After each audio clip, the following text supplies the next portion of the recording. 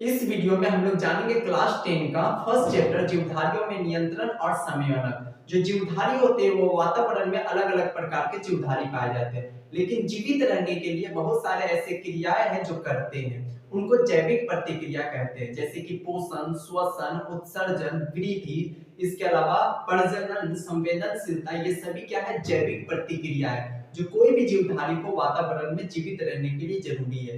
जैसे हम लोग भोजन खाते हैं, ये एक प्रकार की पोषण है। इसके अलावा जो श्वसन लेते हैं या सांस लेते हैं, वो एक प्रकार की श्वसन है।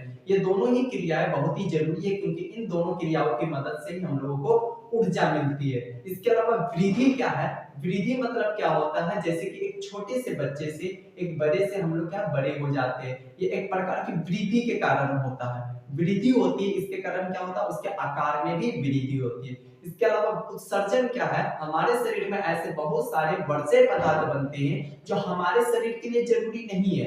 इस तरह के पदार्थ को वर्ज्य पदार्थ कहते हैं। इस तरह के पदार्थ को हमारे शरीर से बाहर निकालना बहुत ही जरूरी है। इन वर्ज्य पदार्थ को शरीर से बाहर निकालने का काम उत्सर्जित तंत्र करता है। इनको हम लोग उत्सर्जन कहते हैं। जैसे कि संवेदनशीलता क्या है? हमारे आसपास वातावरण में हो रहे जो भी परिवर्तन है उसके प्रति हम लोग जो प्रतिचार करते हैं, रिस्पॉन्स करते हैं, उन्हें हम लोग संवेदनशीलता कहते हैं। इसके अलावा वृद्धि तो बता दिया आप लोगों को। प्रजनन क्या है? अपने ही समान संतान की उत्पत्ति करना प्रजनन कहलाता है। इसके अलावा अगला टॉपिक आते हैं, जैसे उद्दीपन क्या है? वातावरण में हो रहे ऐसे परिवर्तन जो कोई भी क्रियाओं को करने के लिए प्रेरित कर रहा है। वातावरण में अगर कोई भी ऐसे परिवर्तन हो रहा है जो हमें कोई भी क्रिया करने के लिए प्रेरित कर रहा है, उन्हें क्या कहते हैं? उद्दीपन कहते हैं। जैसे एक पौधे को अगर हम लोग लाके घर के अंदर लगा देंगे, तो वो उसका अगर देखेंगे तो उसके जो पत्ते हैं या टहनी है किस तरफ मुड़ जाते हैं? खिड़कियों की तरफ। क्यों खिड़की की तरफ मुड़ गया है? वो इसलिए मुड़ जाता है क्योंकि सूर्य का प्रकाश खिड़की से ही अंदर आती है, इसीलिए वो प्रकाश की ओर गति कर रहा है। तो ये सब उद्दीपन के कारण होता है। तो उद्दीपन क्या है? हमारे वातावरण के में हो रहे ऐसे परिवर्तन जो कोई भी प्रतिक्रिया करने के लिए, कोई भी कार्य करने के लिए प्रेरित करता है कि ये करो। अगर जीवित रहना है तो तुम्हें इस प्रकार की क्रियाएं करनी पड़ेगी। इसीलिए क्या कहते हैं? उद्दीपन कहते हैं। अगर आपसे पूछ लिया जाए उद्दीपन किसे कहते हैं, तो आप लिख सकते हैं वातावरण में होने वाले ऐसे परिवर्तन जो कोई भी प्रतिक्रिया करने के लिए प्रेरित करता है, आपको पुश करता है कि ये करो। इन्हीं क्या कहते हैं? उद्दीपन कहते हैं। जो उद्दीपन है वो हम लोग को छुई मुई में भी देखने को मिलता है। अगर हम छुई मुई के पौधे को स्पर्श करें, छुएंगे, तो वो मुरझाने लगती है। ये भी एक प्रकार की उद्दीपन के कारण हो पाती है। जैसे हम लोग जानते हैं, हम लोग जानेंगे अभी उद्दीपन कितने प्रकार के हैं? 2 प्रकार के होते हैं। एक होते हैं बाह्य उद्दीपन और दूसरा होता है आंतरिक उद्दीपन। बाह्य उद्दीपन किसे कहते हैं? जब बाहरी सोर्स के कारण कोई भी प्रतिक्रिया करने के लिए प्रेरित कर रहा है तो उसे बाह्य उद्दीपन कहते हैं। बाह्य उद्दीपन कौन कौन से होंगे? तो प्रकाश और गुरुत्वाकर्षण, ये दोनों क्या है? बाह्य उद्दीपन है।